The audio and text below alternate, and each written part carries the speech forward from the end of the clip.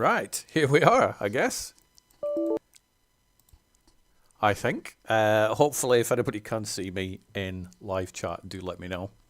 Otherwise, I'm shouting into the ether, and this will be a one-shot live podcast. Live podcasting is something that's new for me. I've been non-live podcasting for about a decade, and there's nothing too complicated about that. I put a headset on, I chat to various co-hosts, or I do a solo show like I'm doing now, and I record it, and then it is online within like an hour or so after I've finished recording.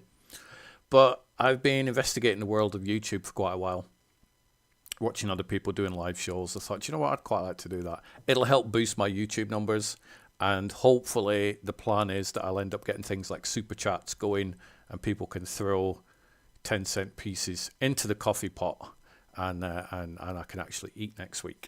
So I've been pondering, testing the world of live podcasting for quite a while, and why not do it now? I honestly didn't know that the time I was starting to do this live podcast was going to be at exactly the same time as an England-Serbia football game. I'm okay missing the game. I'm not a huge football fan anyway, but I know a lot of people are. So if there is nobody else watching this live broadcast other than me, that's okay. I can blame it on the football, not the fact that nobody actually cares to show up and listen to me talking about whatever I'm talking about live. So for those of you who aren't familiar with what I do, I'm a self-employed, and by that I don't get any money, publicist. I love movies. I've loved movies all my life. I've worked in video stores. I've owned a video store. And since video stores are no longer really a thing, I'm just a big old film geek that just hovers around film people, is lucky enough to hang out with film people. I watch films, I review films. I don't troll films, but we'll get into that in a little bit. As you can see down the right-hand side of the screen, there are some topics that I'm going to cover, more than likely going to cover. I have a tendency to sometimes go right off a tangent, and who knows where the conversation will end. This show could be 40 minutes. It could be an hour and a half. I have no clue. No idea.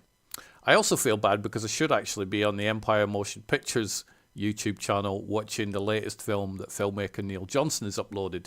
On Sunday evenings, UK time, he has been, for the past few weeks, uploading one of his sci-fi movies, up-res to 4K, and people have been joining in the chats and talking about his movies, and they're quite that. He's still doing that. He has not run out of films. But for me, why am I choosing to do it on a Sunday night? Well, it's my free time. This is the time that I used to regularly podcast with some of the co-hosts, and a lot of the co-hosts have gone off to do other things. So I do still have co-hosts. Shout out to John Fouts. He and I usually record on like a Thursday or a Wednesday or something in the afternoon, as and when. Shout out to Stu Miller as well. He used to do the Monday movie show, and he will just message me sometimes and go, I'm going to jump on your next podcast. So they're not frequent, and I miss the frequency of podcasting. So I've decided that Sunday nights is going to be my podcasting night. Now, rather than just make it a same old solo podcast, you know, what I've been up to and whatnot, I thought, right, well, let's do this YouTube thing and also do the regular podcast. So for those of you who do subscribe to the audio feeds, this might not even go on the audio feed. I'm not quite sure yet. I don't know how it's going to turn out. And that's part of the thing that excites me about doing live podcasts and podcasts in general. I have a few show notes, but I generally don't have lots of show notes. I don't have a schedule on how a show will run. I do have the 4 things down the right-hand side, but as I mentioned, I might not even get to them. Or I may touch upon them for 30 seconds, but those are things that I would quite like to cover, and I will really try hard to cover them in that order as well. But I can't promise anything. The other thing with live podcasting on YouTube is you've got to make a backdrop. When you do audio podcasting, you just sit there with your headset on, and you can slouch and you can drink tea, which I am doing, movie cup. See, that's how much of a movie. I've even ironed my t-shirt today, which is, you should feel honoured. You have to make sure you got a backdrop. So I've got all sorts of geeky, backdroppy stuff here. And I'm not going to tilt the camera the other way because you'll just see a messy old bedroom. But you will probably see this backdrop changing over the next however many episodes I end up doing on this.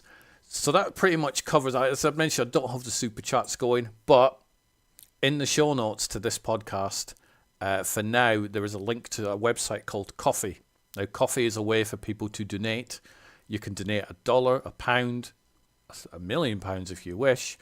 So if any of you are watching this and you're really grateful for all the stuff I do, or to be honest, you feel sorry for me and you want to take pity on me, then you can throw a donation into that. It would be much appreciated. With the super chats in the future, they should be, my YouTube channel is under review for the option to be able to do the super chats. I was hoping that that would be in place for this show, hence I could get that up and running. But alas, I am still under review, so they will let me know within 30 days whether I've been successful or, like the last time, unsuccessful. Life is what it is, guys and girls. So, yeah, what I'm going to do with these podcasts, my rough idea is it's a Sunday night when I'm recording this, and I am going to see what's happened. So we'll say I do this episode, and then I've got Monday, Tuesday, Wednesday, Thursday, Friday, Saturday, just in case you didn't know what the days of the week were, before the next episode. Depending what movie news or life news or news happens between the moment I finish this episode and the beginning of the next one, that's what I may talk about. So I decided at the beginning of this week that I was going to do this live show, and it was going to be kind of in this sort of format. And I started gathering topics.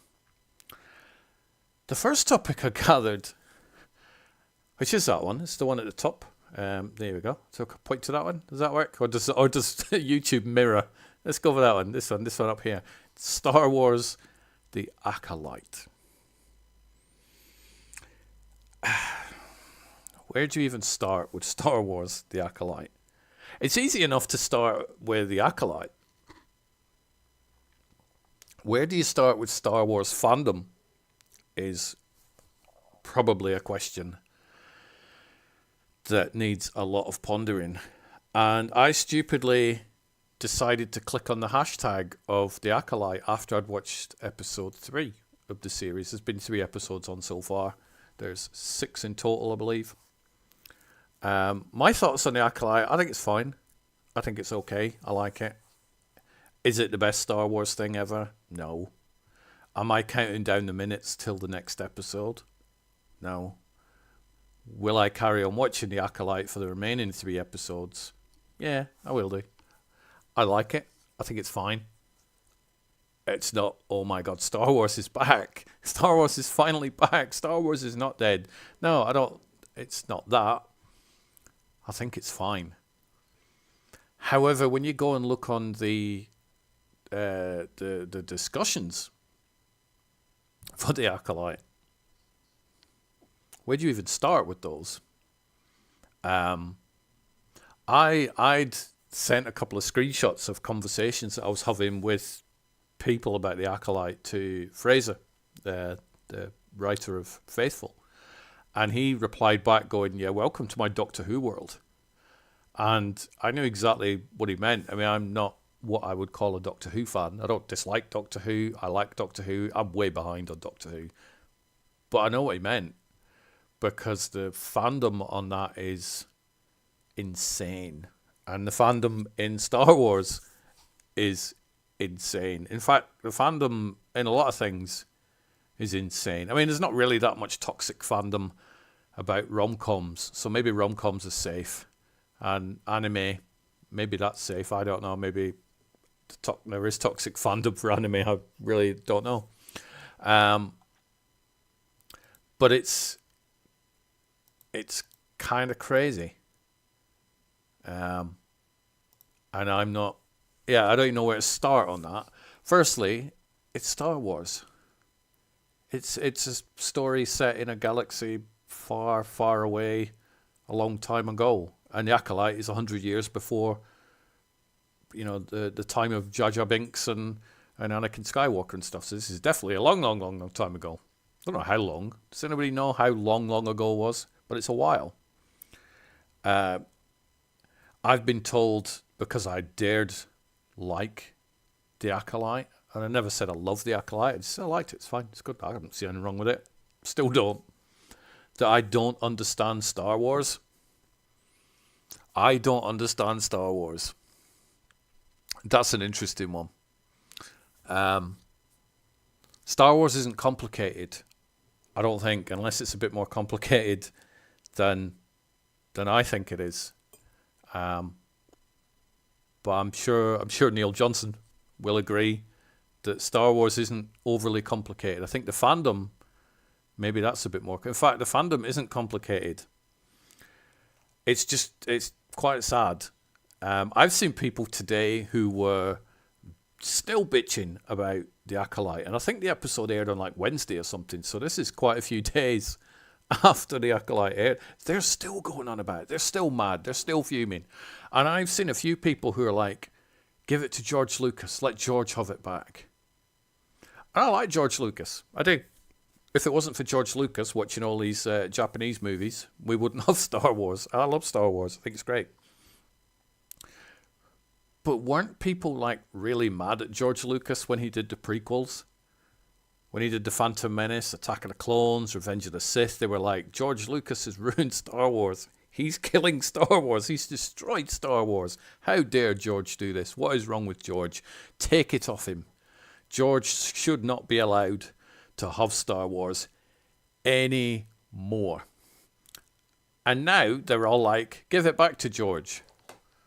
But we just know that if George Lucas got Star Wars back, and he's not about to get it back because he sold it for billions of dollars. Smart move. I don't blame you, George. Don't do any more Star Wars. Your fans are mostly crazy people. That if George Lucas did turn around and do something else and go, ta-da, here's my Star Wars, that they would destroy it. They would be like, screw you, George. That's not what we wanted. And that's exactly what they did with the prequels.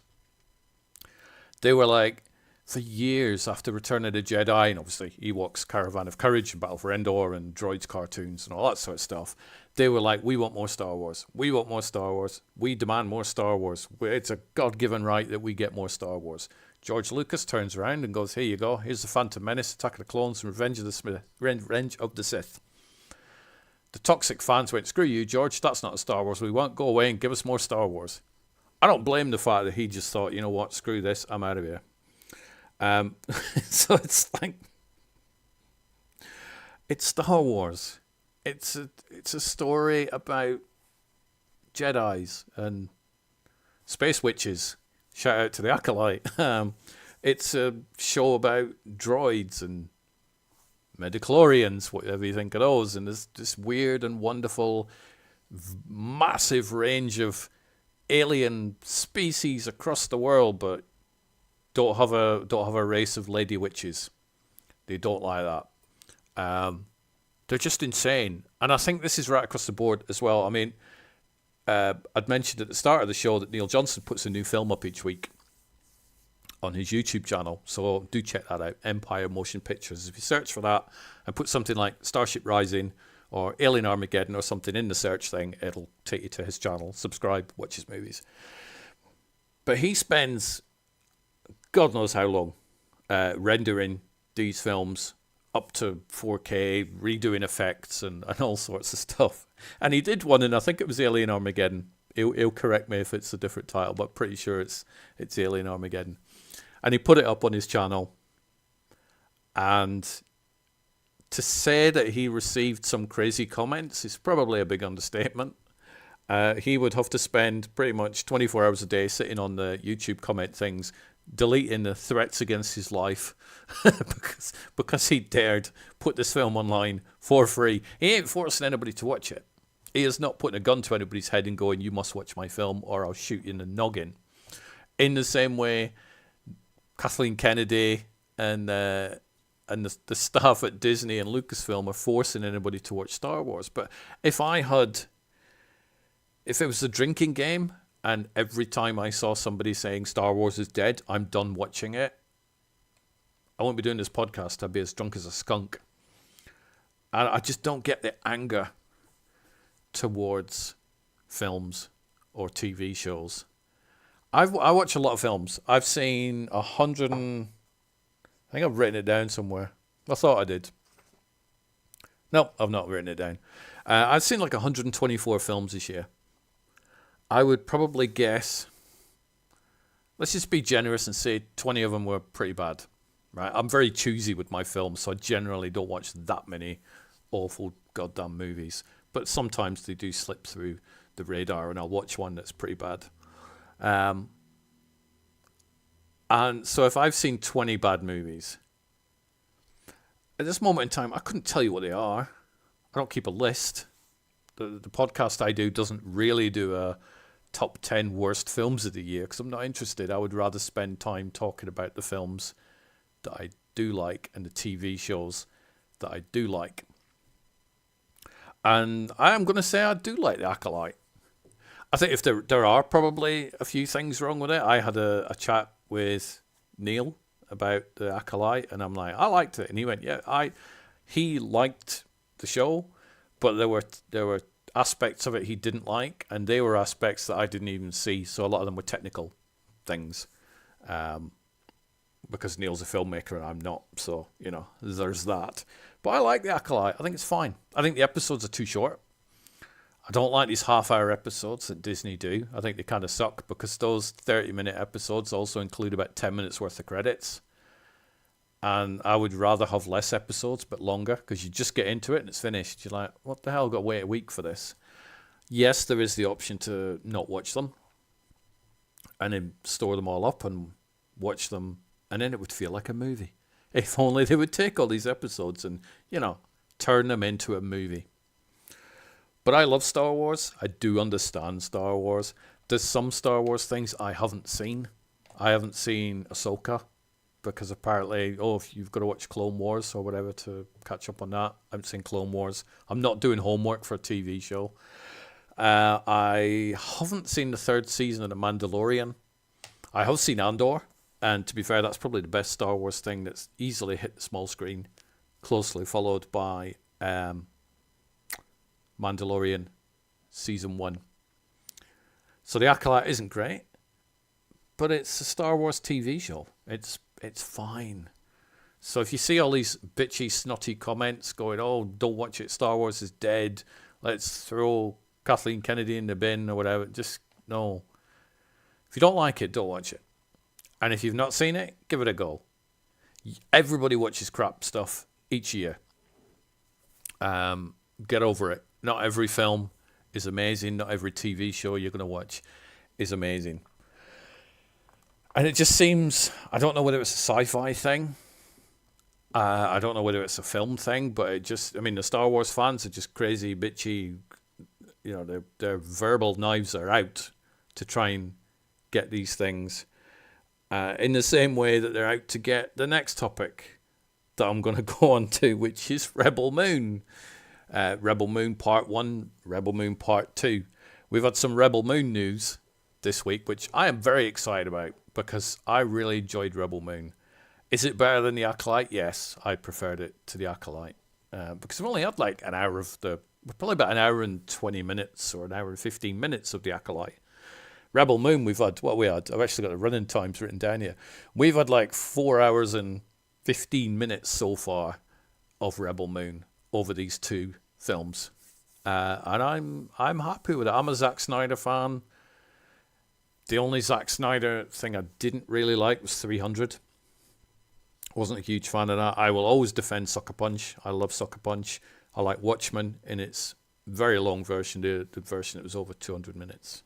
But yes, we have, and I did have to write this down because it was quite a lengthy amount. But when Zack Snyder released the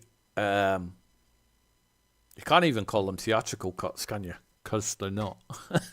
When he released the Netflix cuts of Rebel Moon, Chapter 1, Child of Fire, okay? I think I arrived in like December or something, didn't it? And then Chapter 2, The Scargiver. So we had, Chapter 1 was 2 hours and 13 minutes. I watched, what do you call it? Saved it all up. because I hate watching a part 1 and then like 6 months later watching a part 2, because usually I've watched that much stuff in between. I've forgotten what's happened. I'm dreading House of the Dragon coming back because I can't remember half the stuff that happened in season 1, so I'm hoping to do a recap for that. But anyway, back to Zack Snyder. So we've got Child of Fire, and then within like the past month or so, we got Chapter 2, The Scargiver, which was 2 hours and 2 minutes. Now, when they released those, they did always say, or Zack Snyder did always say, that there is going to be a bloodier, sexier version of these films coming out. It's going to be a director's cut. What the original cuts were, I don't know. It's kind of weird that for a streaming platform, there was these versions put out, and then there's going to be other versions. But that's a whole other weird thing for the anti-Snyder people to just bitch and moan about. So we've now had news that we are getting these 2 director's cuts of the Rebel Moon chapters on August the 2nd, both of them. So there's no 6 months to wait. It'd be kind of stupid to wait 6 months, really, because we kind of know a lot of the story. And they've been retitled. Go figure. So chapter 1 is now Chalice of Blood, and chapter 2 is Curse of Forgiveness. Now, the title change I find a bit weird, because you are going to get dimwits that are going to think, there's 4 Rebel Moon films, which one do I watch? Seriously. Netflix, you got to start doing this for the lowest common denominator. But never mind. I know the new ones, and the smart people among us will know. So the anti-Snyder people and the bitchy sci-fi fans were like, oh, why are they doing this? I'm not going to watch them. I thought the first one sucked. Fine, don't watch them. It's not a problem. It is fine. Why you devoted your time to tell everybody that you're not going to watch them? I don't get it. It's not an airport. You don't have to announce I'm now unhappy at Platform 5. You don't have to do that shit. Just don't watch it.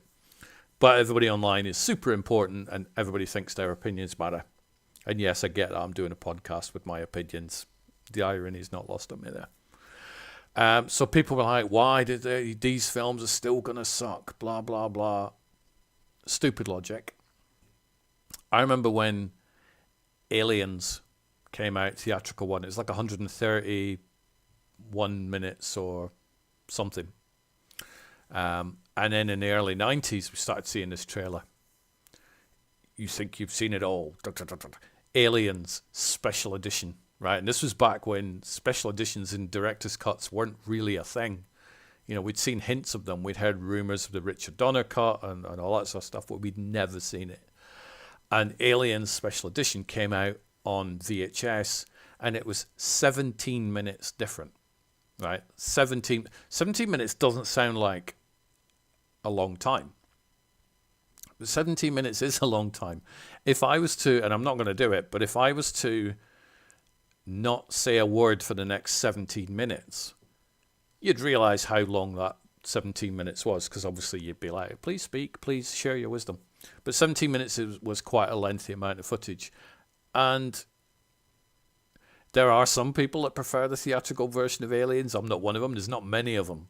I think the majority of people do prefer the special edition, the longer version of Aliens with the sentry guns, and you get to find out what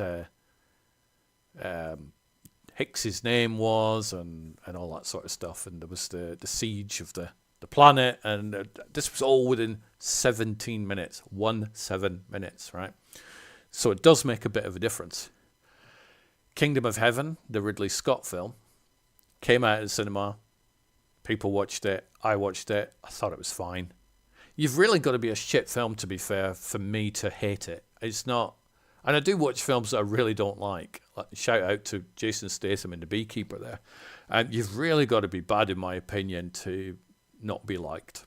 So I am somebody said, oh, you're easy to please. Yeah, I am when it comes to movies, because people put a lot of hard work into those things and a lot of money, more money than I've got and ever have.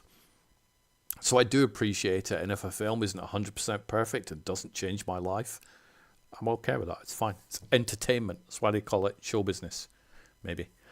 So we had the 17 minutes of Aliens, and it made a huge difference.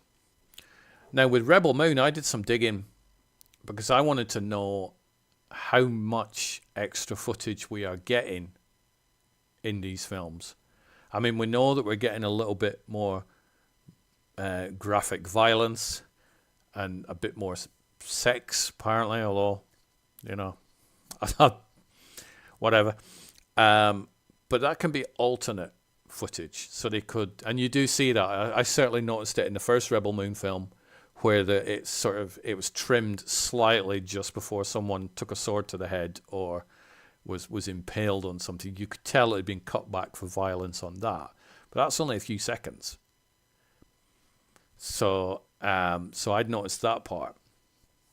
But I wanted to know how much difference running time over these two films there were going to be. And I found out. So be happy for my homework. So Chapter 1, which was A Child of Fire, originally 2 hours and 13 minutes. Right? It's 2 hours, 13 minutes, Chapter 1, Child of Fire. Chalice of Blood is now going to be 3 hours, 21 minutes. So in the first chapter alone, you're going to get 68 minutes of extra footage.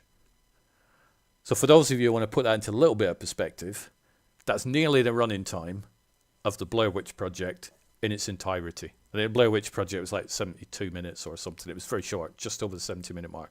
So that's nearly a full Blair Witch Project in Chapter 1. Chapter 2, which was The Scargiver, ran for 2 hours and 2 minutes. This is now going to run for 2 hours and 50 minutes.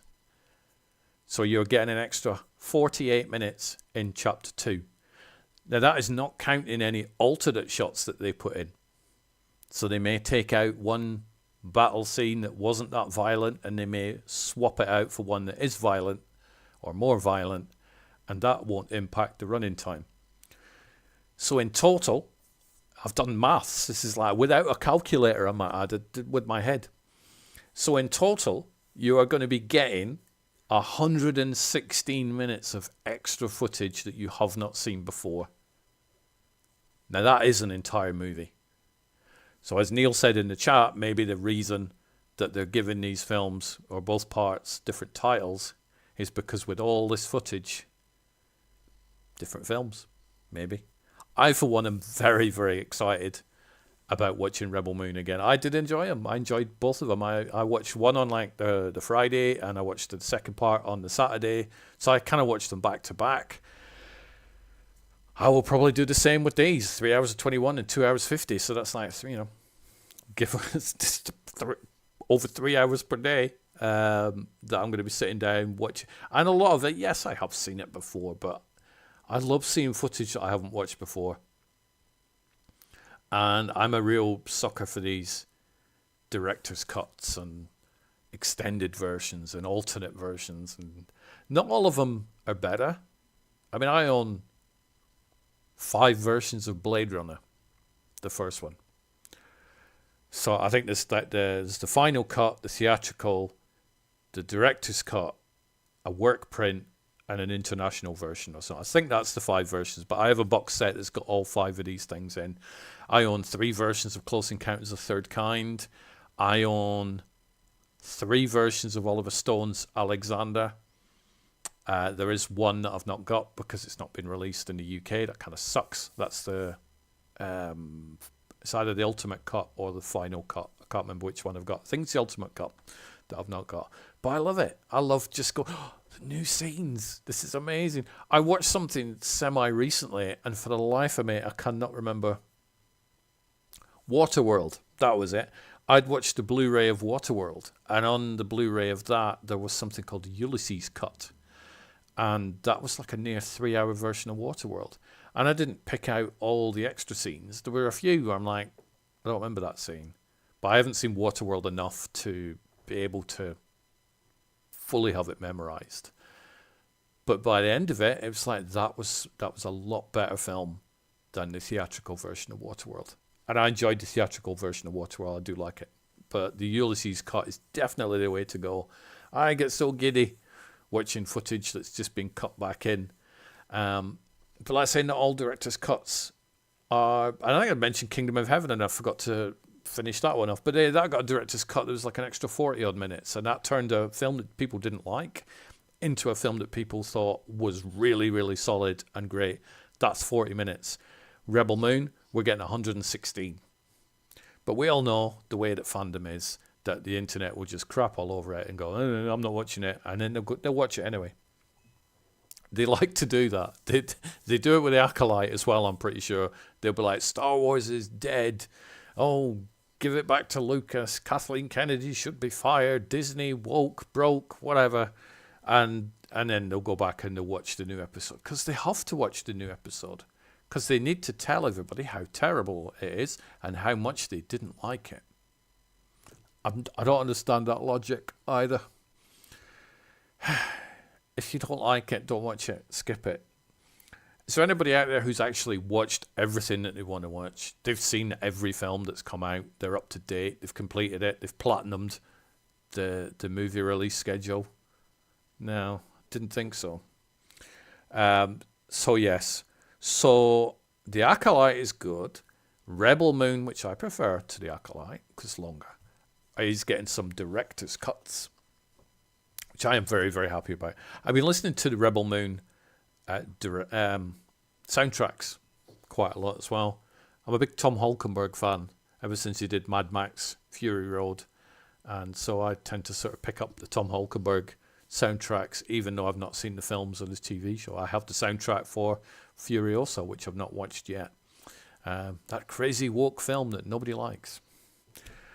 That was sarcasm, by the way. So I'm kind of doing these things out of order. Yeah, Star Wars. Let's try and tie it back into some sort of order so I don't screw my graphics up. I've not quite worked out how to move all the graphics around mid-show, hence I set these things up yesterday. Maybe it will teach me to stick to a schedule. So I don't understand Star Wars, this troll said.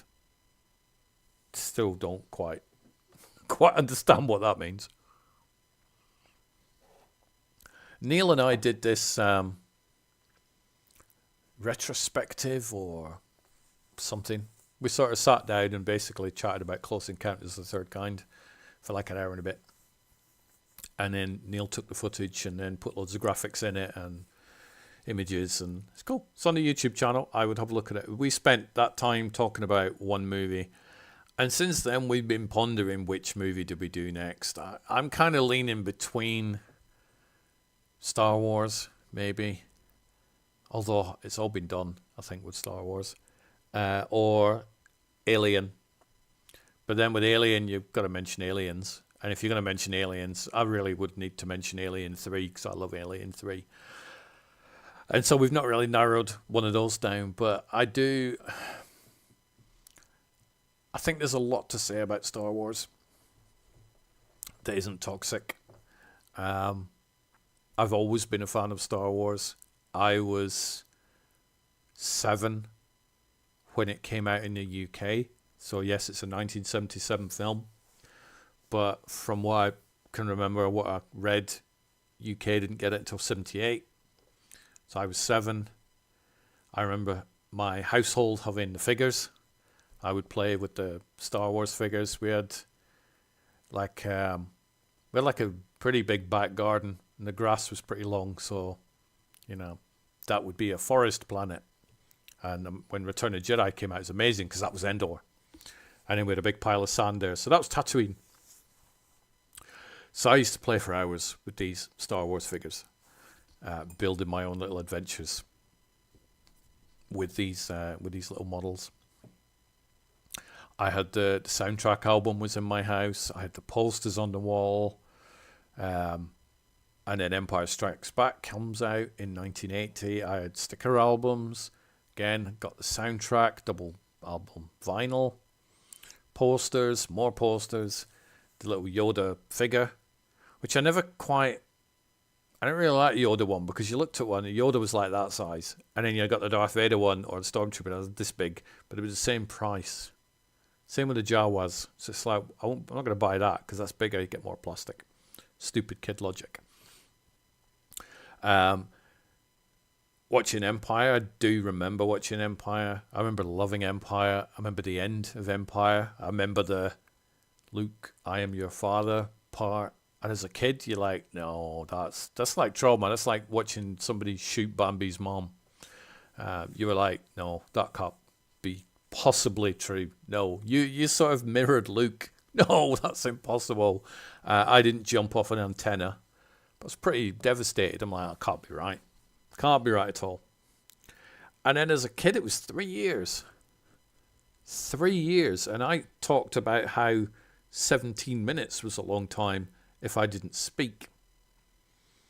Imagine how long it felt as a kid. 3 years. Waiting to find out that Vader was a liar. There's no way he could be Luke's dad. This is not right. 3 years. And then the anticipation of sitting in a movie theater and the crawl comes up and the Tidarium or whatever, the shuttle goes down with the Emperor and all that sort of stuff. It was like, I'm going to find out that Vader's an absolute lying crap bag.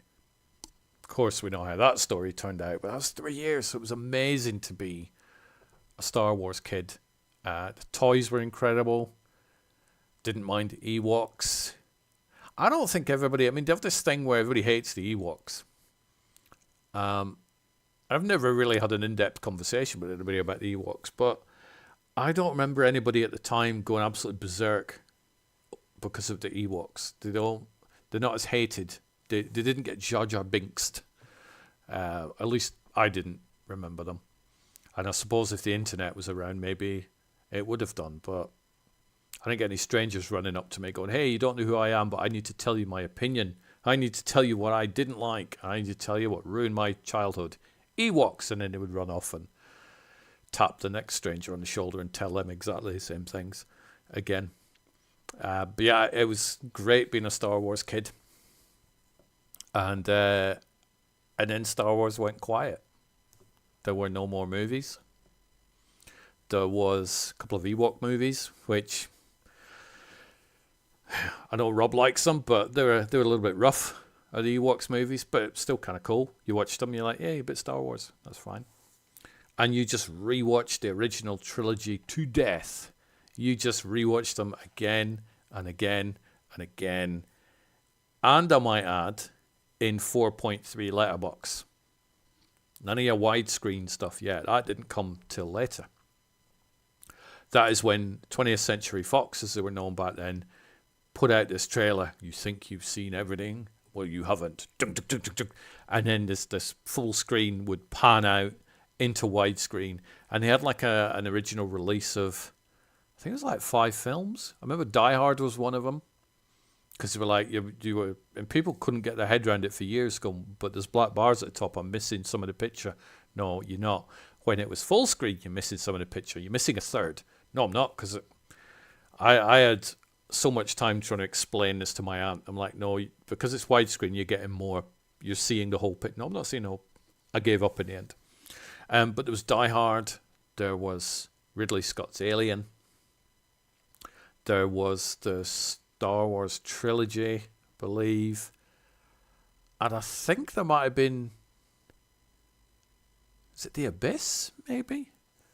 It was definitely a small range of films that came out on widescreen. Of course, everybody went berserk. Oh my God, I've got to buy them. I've got to buy them. And then you bought Star Wars again.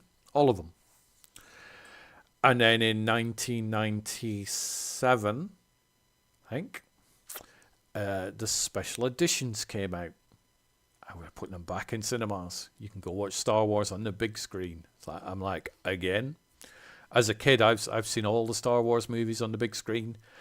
I even saw them in a triple feature back when I was a kid. So it was Star Wars Empire Jedi, one after the other. I watched them twice. So I was in the cinema for 12 hours. 12-year-old kid. Nowadays, they'd be putting up bulletins and putting my face on the side of milk cartons. But back in the day, when you were a kid, you could go missing. Nobody gave a monkeys unless you were late for Christmas. So yeah, I'd seen them all, bought all the special editions, and I don't know how. I do know how I feel about the special editions. I don't like them.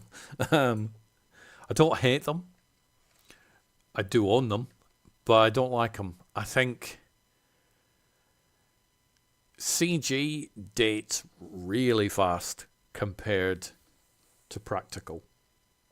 You know, you go back and watch Alien, or you even go back and watch John Carpenter's The Thing, and then you go, okay, I could maybe, you know, I could tell it's practical, but it still looks pretty amazing. You go back and watch the first Avatar, you're like, Jesus. And I did that. I'm like, ooh. Very, very strange. I'm not a fan of the CG that is in the Star Wars special editions. I think the least one I dislike is Empire, because there's not really that much tinkering has gone on with Empire Strikes Back. With Star Wars, there's new creatures in there, there's a song and dance. It's annoying. And Jedi, I hate special edition of Jedi. I don't hate it enough to go write blog articles about it, though, or to go on a hate campaign. I just don't like it because they swapped out the Force Ghost at the end of Return of the Jedi, and I don't like that because it's like the original actor. We want Sebastian back. We don't need Hayden in there. Makes no sense. Get him out. No offense, Hayden, but you weren't there. So when you look at Return of the Jedi, you can't say, yes, that's a film from 1983. I don't think Hayden Christensen was born in 1983, so he shouldn't be in there. I don't like the fact they've swapped out the Ewok number at the end. That annoys me. And the song and dance number in Jabba's Palace that's been swapped out. Don't like that either. Saying that, I still own the films and I still watch the films because they're Star Wars and I like Star Wars. Sorry, my throat's getting a little bit because I'm talking nonstop. So then we get the prequels. I like the Phantom Menace. I had no issue with the Phantom Menace. I didn't hate Jar Jar Binks. It was a bit annoying, but I kind of get it because guess what? It's kind of made for kids, guys and girls. It really is. Star Wars is predominantly made for the 10-year-old, 12-year-olds or whatever who watched it when it originally came out. But people don't get that. You've got these 40 and 50-year-olds bleating and moaning about it's ruined my childhood. How can something that's come out now ruin your childhood from 90 years ago, you old miserable git? Can't ruin your childhood. The special editions could sort of erase some of your childhood, but if you know where to look, you can find the original versions. And so we got the prequels. Prequels were fine. A lot of people bitched and moaned about it. I'm not a huge fan of Attack of the Clones. I think the storyline's fine. I'm not a fan of the Sonic the Hedgehog Yoda. Well, it's cool seeing Christopher Lee in pretty much anything. And I'm not a fan of the over CG ness in Attack of the Clones. Revenge of the Sith I haven't seen for quite a few years. Again, with Attack of the Clones, I don't like it, but I've not gone on a hate campaign to tell everybody not to watch it, and anybody who likes it, I don't need to tell them they're wrong, and they in fact don't like it, and they should just go about their business. Move along. And so we got the prequels, and everything went quiet again. Everything went quiet, and the fandom moaned about the prequels, complained, and blah, blah, blah. And then Lucas decided, you know what, I'm out of there. I'm gone. I don't blame you, George. I really don't blame you. And so he bailed. And then Disney bought Lucasfilm, which was huge. And I think, if I remember rightly enough, weren't people excited? I think they were. I thought they were. They were like, yay, we're going to get more Star Wars. And then, of course, we did get more Star Wars. We got The Force Awakens, which I really enjoyed. Seeing that in the cinema was like pure nostalgia. I really do like The Force Awakens. And then we get The Last Jedi. Has its good points. It, also has its weird points, but it's fine. And then we get The Rise of Skywalker, which the internet nearly exploded its own anus through. It was quite grumpy at The Rise. I wasn't a huge fan of The Rise of Skywalker. It was cool to see the Emperor coming back, but then it was also kind of stupid that the Emperor was coming back. So I had sort of mixed feelings on that one. But the internet went crazy and just tried to, we don't want more Star Wars. We want more Star Wars. We just don't want that Star Wars. Same old crap that they were doing with a lot of other things. And then, of course, we've had countless Star Wars TV shows. Mandalorian, Bad Batch, Clone Wars, Ahsoka, The Acolyte. We're getting a Young Jedi Adventures at some point, which you can imagine what the internet's going to do with that one. Skeleton Crew with Jude Law, which the internet is going to destroy it. But the viewing numbers are pretty good. So I think that the internet has just got too much credit. I think people think the internet is the voice of everybody. And I don't think it is. Point in question, which I move on to my fourth and final topic. Walt Disney, which I've obviously talked about quite a bit whilst talking about Star Wars and stuff. They keep coming under fire for being woke.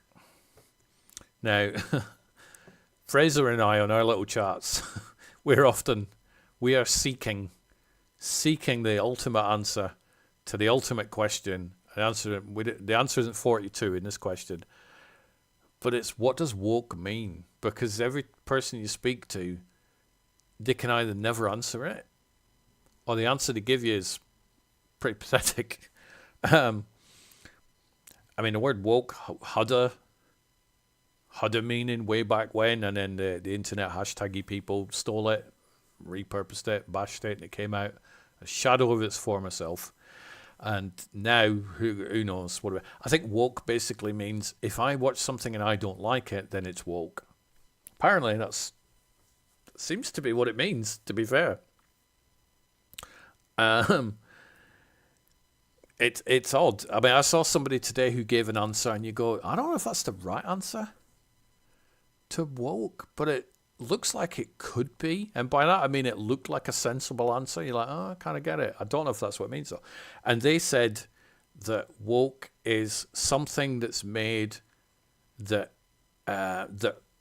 excludes the majority of people. I don't think that's what it means, but it's the most sensible answer that I have seen that anybody's given. Because if you look at all the feedback and the comments and stuff that people are giving, woke apparently is anytime there's a film or a TV show that's got a woman in the main role, heroine or something, then that's woke. If it's got a woman or a person or a man or whatever who's not got a pasty white skin like me, that's woke. If there's anybody in the TV show who isn't heterosexual, that's woke. So it's like, okay, so I get it. So anything that's not straight white people, not straight white men, is woke. And it's like, you look at it and you go, I think that's kind of what they mean, but I don't get it. It's not like they make 5 films a year or 3 TV shows. There's millions of them. There's too many films. There's too many TV shows coming out. Cut back, people. Stop making them for a while. Trust me, we'll never run out. We'll watch old films for a while. And so Disney have come under fire because apparently they're trying to push this woke agenda. Trying to push it on everybody. Trying to force us all to swallow this woke agenda. Firstly, nobody's forcing us to watch anything that anybody makes. You know, if you decided today not to watch Disney films, you're not going to run out of stuff to watch. You can watch like Warner Brother movies or Lionsgate movies or watch Neil's sci-fi movies or go into my YouTube and watch all my stuff. Not movies, but there's all sorts of different content. So you're not going to struggle. So nobody's forcing you to watch anything. But they're mad at Disney. They're like, no, Disney. And this phrase popped up. Disney, go woke go broke. Very clever. See how it rhymes? A lot of thought went into that. So at least a few seconds. Which basically means Disney, if you keep being woke, you're going to go broke. See how it works? Go woke, go broke. Brilliant. It's clever. See, it's a lot smarter than people don't. These people deserve some. No, they don't. And so when like a Marvel thing comes out or any Star Wars thing, for example, I mean the wokeness against the Acolytes still insane and has been insane. I don't know what they're watching because some of the complaints they've got I don't get. It's like, really? Lesbian space witches. Okay, whatever. So anytime something comes out from Disney that doesn't perform well at the box office or viewing numbers, these keyboard trolls are like, yay. It's like they brought down a Star Destroyer. They're clapping and they're cheering and they're happy that it makes no difference to them. It doesn't financially affect the person who's clapping. Yay, that film's failed. They don't get that money. They're just like, yay, I get to dance on somebody's grave. So they get very happy. They get very happy when a Disney product doesn't perform wonderfully. And so they go woke, go broke, and they're like, this is it. I think they feel like they're a picket line where they're like, we're not going to watch your stuff. Well, firstly, you are, because for the past 3 weeks, I've seen you all watching The Acolyte, bitching about it. So you are watching it, so shut up.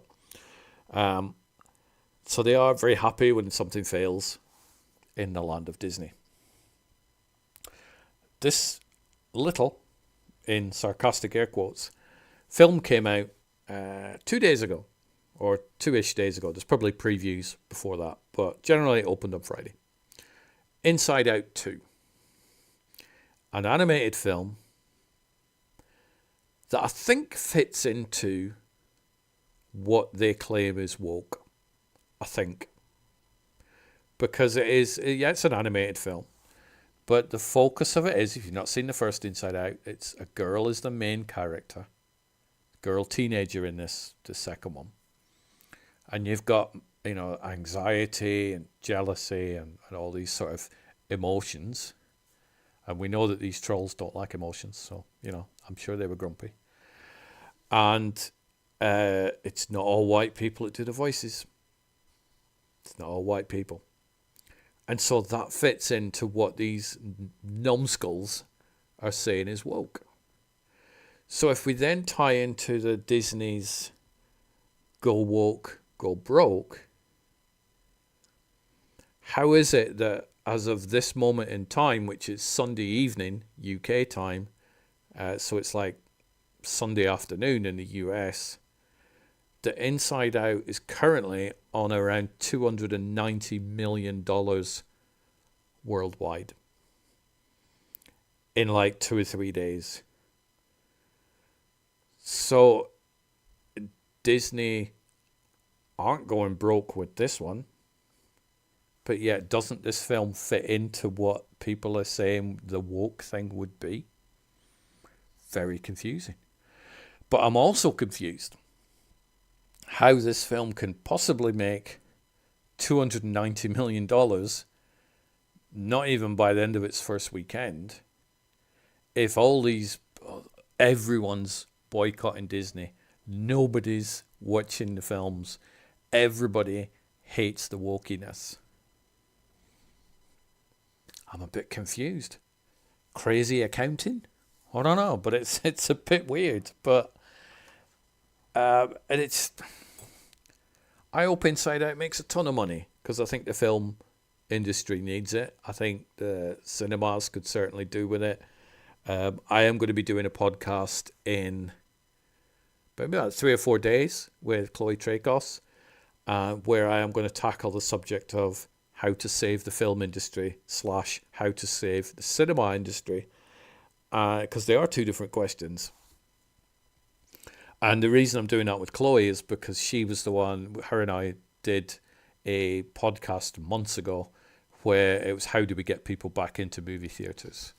And so it felt right to just do this follow-up one with Chloe, but we shall see how that turns out. That will go on YouTube. I don't know if it's going to be a live podcast. That may just be an off-air edited, and then up it goes. I haven't quite mastered the technology of bringing in a guest on YouTube yet, which is why this one's a solo one. So yeah, Disney aren't going broke.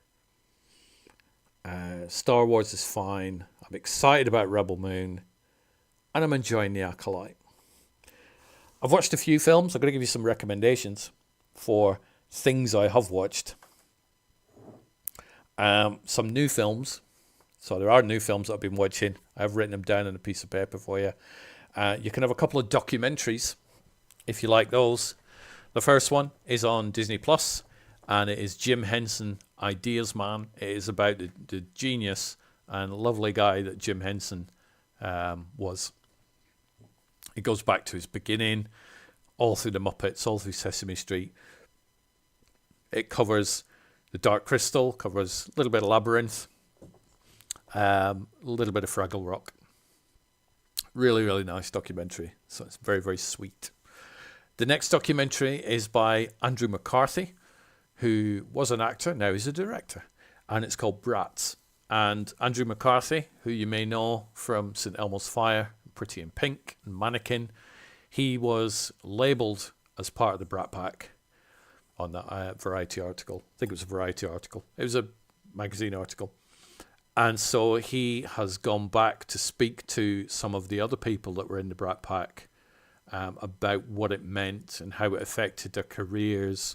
Because people look at it and they go, oh, it's Brat Pack, I know what it means. But apparently for people in the Brat Pack, which was your Emilio Estevez, your Demi Moore, so on, Rob Lowe, Andrew McCarthy, they weren't happy with it, and they felt a lot of it sort of damaged their careers. And so you get to follow Andrew McCarthy go on a bit of a soul-searching time to catch up with some of these people I've mentioned. It's really, really good. There are some that are missing. I've seen a lot of people saying, oh, why didn't he speak to this person? Why didn't he speak to that person? Maybe he just couldn't catch up with them. You know, you set out to make a documentary and it doesn't quite turn out the way you want to because of money, because of time, because of people's schedules. But it's a really, really good, nostalgic documentary, which I think is on Hulu, if you've got Hulu. Movie-wise, You Can't Run Forever, starring J.K. Simmons. J.K. Simmons plays this guy called Wade, who is a total nutcase who just decides to just hunt people down and kill them. And he pulls over a car with a father and a stepdaughter in it, and then ends up chasing the stepdaughter through the woods, just intent on murdering her. J.K. Simmons is on full-blown psychopath mode, and I haven't seen a role like that for J.K. since maybe Whiplash, but certainly when he was in the HBO prison TV series Oz. So I would definitely recommend You Can't Run Forever. Godzilla v. Kong, or Godzilla X Kong, actually. The New Empire. Good film. Loud film. Watch it loud. It's one of those films when I was watching it, I'm like, it's just monsters hitting each other. But then after I'd finished watching it, and it's like a few hours or a couple of days after, you think back and you go, I really enjoyed that film. I may have to watch it again. It is big, dumb, stupid fun. And with a crazy human body count that I can't even comprehend. Probably bigger than the Man of Steel body count with all the buildings collapsing and stuff. But it's just a big, dumb spectacle. Well made. Great score. Tom Holkenberg again. I haven't seen all of the other Godzilla movies. I'd seen Godzilla. I'd seen Skull Island. And then I jumped into Godzilla X Kong. So there's King of the Monsters and Godzilla v Kong that I haven't yet seen. Didn't really make much difference, to be honest, because it was all about big monsters kicking lumps at each other. So that's fine. Freelance, starring John Cena, which is on Amazon Prime, I believe.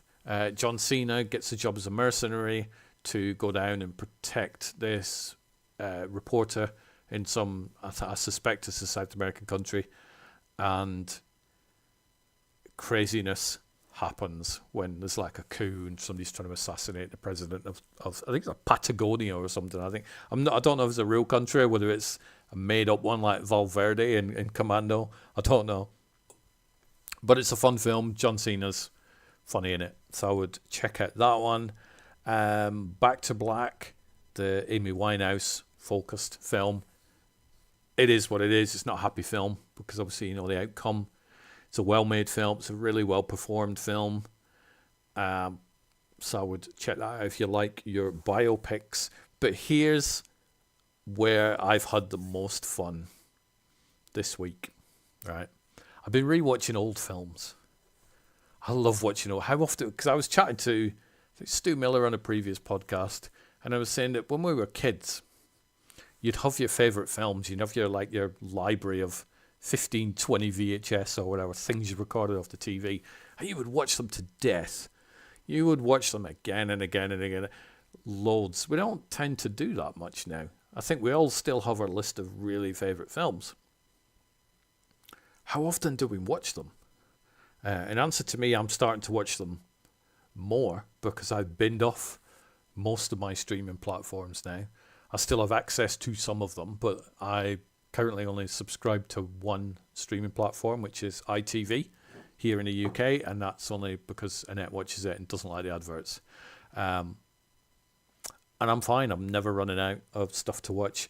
I have in the other room a shelf with my 200 favourite movies ever. If anybody wants a copy of that list, let me know. I can send it to you. Or leave it in the comments. You can ridicule it as you wish. And so I've been going through these films, just taking one off the shelf, watching it, just to make sure that that is worthy of being in my my list. Does it deserve to be in there? At the minute, the next one I need to rewatch is Requiem for a Dream, the Darren Aronofsky film, which I really do like, but I've only seen it like 3 or 4 times. So does that really warrant being in my top 200? I don't know. I recently removed Top Gun Maverick from the top 200 and Mad Max Fury Road. Top Gun Maverick, I absolutely love that film, but I've only seen it once because I love that film. I adore that movie and saw it at the cinema, and I've never had an experience like that since I was a kid. And so I've not rewatched it again because I don't want to watch it and go, yeah, it's still good. It's just not as good as it was when I saw it at the cinema. I like preserving that amazing feeling. And so can I really have a film that I've only ever seen once in my top 200 films of all time? Not really. So temporarily that's been removed. Mad Max Fury Road, I removed. I do love it. But I've seen it maybe 3 or 4 times and it's like, yeah, it's still good. But so I've had to sort of remove that for now. I removed Mad Max Fury Road and inserted Michael Mann's Collateral, which is a film I've seen probably 5 or 6 times. And most recently I've been watching it maybe a month ago. I'm like, damn, this is a good movie. And so that jumped in the slot that Mad Max Fury Road has. But yeah, as I've said, I have these on physical disc. So when I'm walking up the stairs to pick a film at night, I look at the shelf and go, oh, I've not seen The French Connection for years. So I'll take it off the shelf, rewatch it and go, yep, that's still in my top 200 films. So the films that I have rewatched in the past couple of weeks and which are still in my top 200 films of all time. Mad Max Beyond Thunderdome. I left a little bit of a pause there just for the applause that you're all giving for the fact that Mad Max Beyond Thunderdome's in there. Bad Influence from 1990. That is the Rob Lowe, James Spader film. I love that film. It's one. It was not easy to track down on DVD, that one, but I did find it. That is where James Spader's a little bit of a wimpy so-and-so, and he bumps into Rob Lowe, who's just like a charismatic, crazy psycho, and he's sort of, Bad Influence. You kind of get what the film's probably going to be about. I rewatched 1987's The Lost Boys by Joel Schumacher. Great film. I rewatched 1982's Rocky 3. Kind of weird just to pick number 3 out, but I thought, you know what? I'm in the mood to just watch Mr. T punch Sylvester Stallone. 2012 Savages, which this is a film that isn't in my top 200, but I realised I hadn't seen it for a while. I thought I want to revisit it. It's an Oliver Stone film. There are quite a few Oliver Stone films in my top 200. And then last night I rewatched again, which isn't in my top 200. I watched the 4K Blu-ray of Tim Burton's Beetlejuice, which I hadn't seen since 1988, which sort of horrified Annette. She was like, what we need to watch this now. So I rewatched Beetlejuice. I hadn't seen it since 88. I could remember that Michael Keaton was in it, and Alec Baldwin and Gina Davis, and Winona Ryder. I remembered the cast. Didn't remember the story at all. I was watching this film as if I'd never seen it before, and it was fun. I enjoyed checking that one out. And then the film that I watched last night, which isn't in my top 200, I don't own it on disc, but it was on one of these catch-up TV things on ITVX that I'd mentioned. And it was Lock Up, the Sylvester Stallone, Donald Sutherland, Tom Sizemore movie that I hadn't seen for ages. And I saw that at cinema when it came out. Saw it on VHS when it hit rental. And I think I'd seen it on like TV or something at some point. But that was on. I'm like, ooh, I'll watch that. I hadn't seen that for absolutely ages. So I just sat down last night and watched Lock Up. So I'm really enjoying rewatching some of these films that I've not seen for years. I think we're all guilty of it. We all have this weird sort of hope that we're going to be able to watch every new film that comes out, every new TV series that comes out, everything that we want to watch. We're going to try and catch up. We can do it. Nobody else can do it. We can. No, you're not going to be able to do it. So I'm a lot choosier about what I watch now. And I vowed that I would do that this year. It's like I don't feel the need to watch everything that comes out. I get offered a lot of screener links for movies and stuff that are coming out. Usually the indie films, which to be fair, I kind of prefer the indie films anyway to the big studio ones. And I'm very choosy about which ones I accept because I just don't have the time. I don't have the time to watch everything. And I hate screener links. I spend enough time in front of a computer. I don't really want to spend more time in front of a computer watching a film to then have to stay on that computer to then write the review of the film and then share it over it. So I much prefer curling up on a couch and watching a disc. I did have a film, which I can't find it, so that kind of ruins that little gag. I do. It's here. So I did get this disc, which I have to watch for the 24th of June, I believe. So I've got a few days. And I think it's a Korean film, but don't hang me if it's not. And Gunjiam. Are we familiar with that one? In fact, is it coming or is it mirroring? It may well mirror, because sometimes webcams mirror. I don't know what that film's about. It hopefully is very good, but it is really nice to get a screener disc that you can just pop in a Blu-ray player, and all the special features are on these things as well. So that is part of my homework for next week. Now, as I round up this first podcast, which to be fair, I think it's gone quite well. I've clocked up 68 minutes, which is exactly the extra footage that you're going to get in A Child of Fire Chapter 1. So for those of you who are like, oh, Rebel Moon, it's not going to make any difference, my entire conversation that I've given on this podcast episode up to now is the same amount of extra footage that you're going to get in the first chapter. Imagine how much storyline you can tell in that. I wish I'd have just worked it out as if I'd planned this 68-minute thing, but I just looked at it and I'm like, oh, that can tie that back in. I'd have been so cool if I'd have went, haha, that was my plan all along. So I think this has gone well. I know that Neil's been in the chat. I guess everybody else is watching the England-Serbia football game. Don't know how that's going.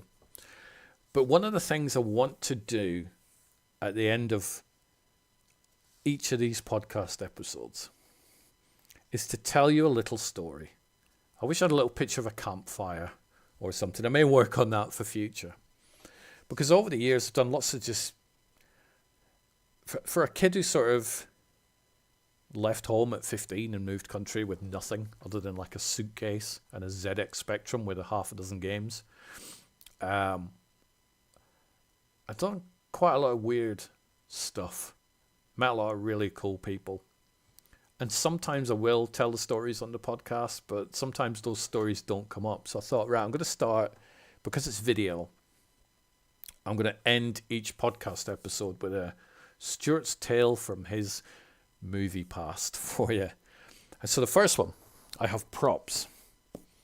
So this is how much I have planned for you. I'm not going to go too much longer because my throat's starting to go a bit wonky. There is a wonderful actress. Here she is. Ingrid Pitt. There we go. I have to remember where the camera is. Now, she's been in a whole bunch of movies. She's been in a lot of Hammer movies. She was in The Wicker Man. She was in, I think it's The Eagle Has Landed. Might be Where Eagles Dare. Can't remember.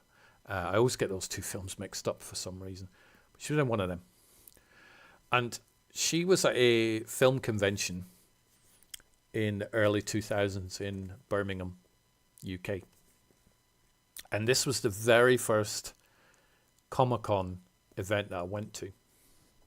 So I went with a friend of mine called Everton. He won't watch this, but hi, Everton. I do miss sitting down chatting with you and going to these Comic-Cons. And so we went to this one and we walked in and we had money in our pocket back then. Those were the days. And we were both in awe because we're like, there's famous people in here, Everton. There's movie stars in this building. We can get signatures. Oh, it'd be amazing. And the first person on the first aisle was Ingrid Pitt.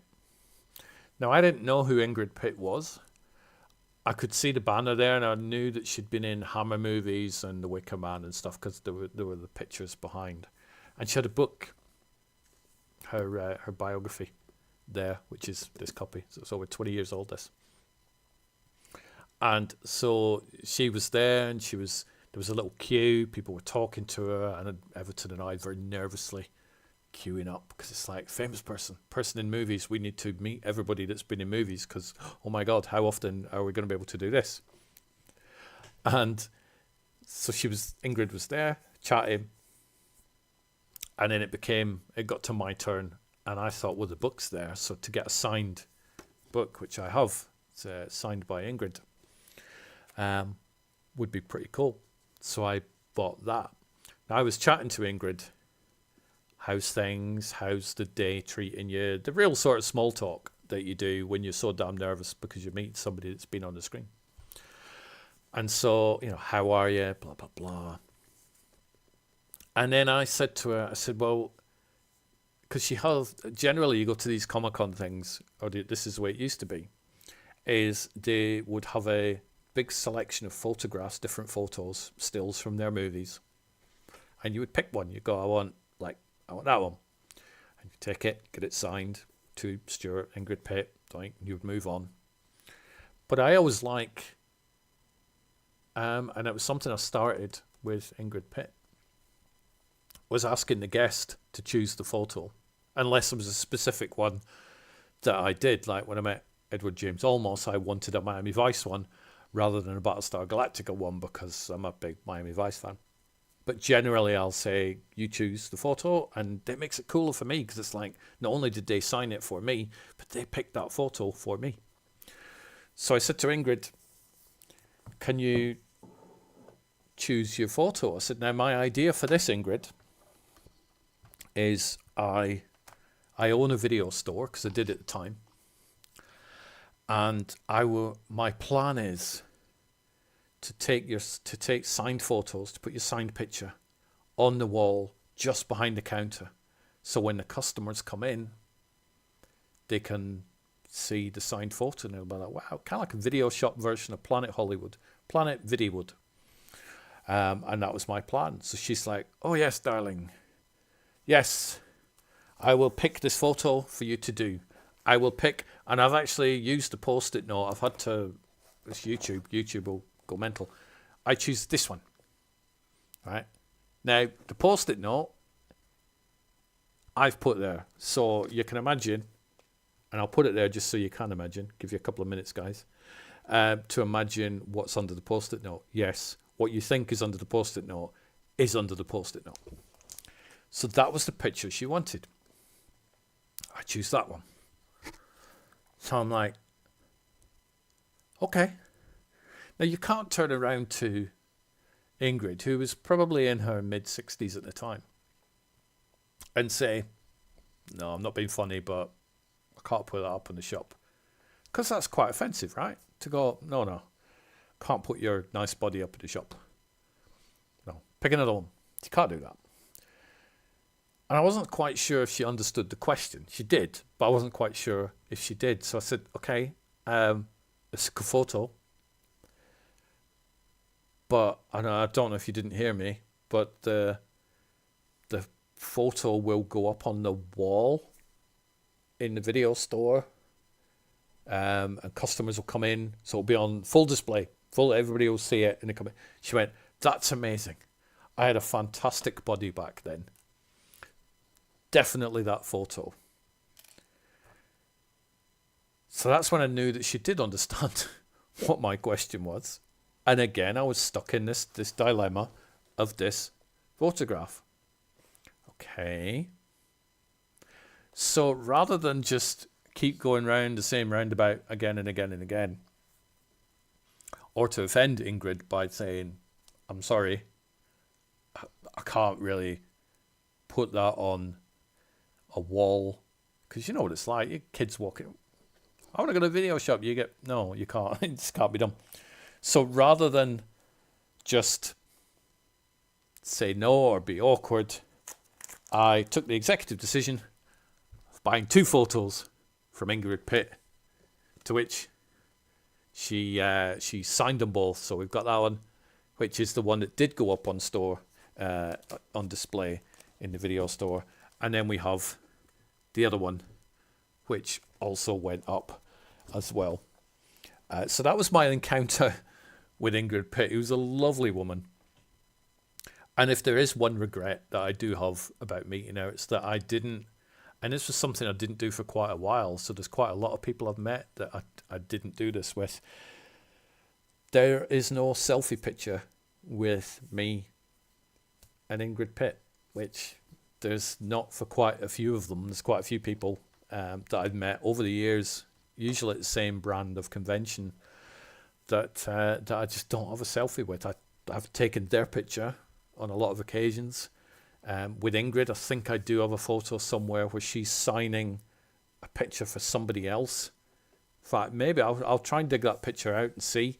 It might actually be one of these pictures. I don't know. She did have a child on her lap when she was in that photo, so I will try and dig that out. But that's the only picture that I have of Ingrid Pitt. But I do have the book, and I do have these 2 really, really cool signed photos. And of course, I do have that amazing story that I've just told you. So I'm going to wrap up this first episode. Clock's in at 77 minutes. I think that's pretty good for a solo effort. I think as long as it's uploaded to YouTube, I think it's done fine, isn't it? I would appreciate some feedback in the comments section. Please be nice. I don't mean feedback as in like the Acolyte sucks and Star Wars is dead. I mean feedback on how this show went. Is it a little bit too long? Are there sections in it that you think, actually I'd quite like that section to be expanded? So this is all a work in progress for me. I'm very, very used to doing podcasts. I'm very, very used to doing audio podcasts. I'm very, very used to doing audio interviews, which you'll see a whole bunch of those on this YouTube channel. I'm not used to at all doing solo video podcasts about multi-topics. So this was a first attempt, which I think has gone quite well, hasn't it? I don't know. You tell me. I hope that everybody's having a good weekend. I hope that whatever you're enjoying watching, you are enjoying watching. And if people tell you you're wrong and you don't really enjoy it, then just nod. Just go, yeah, just move along. But yeah, I shall leave you to it.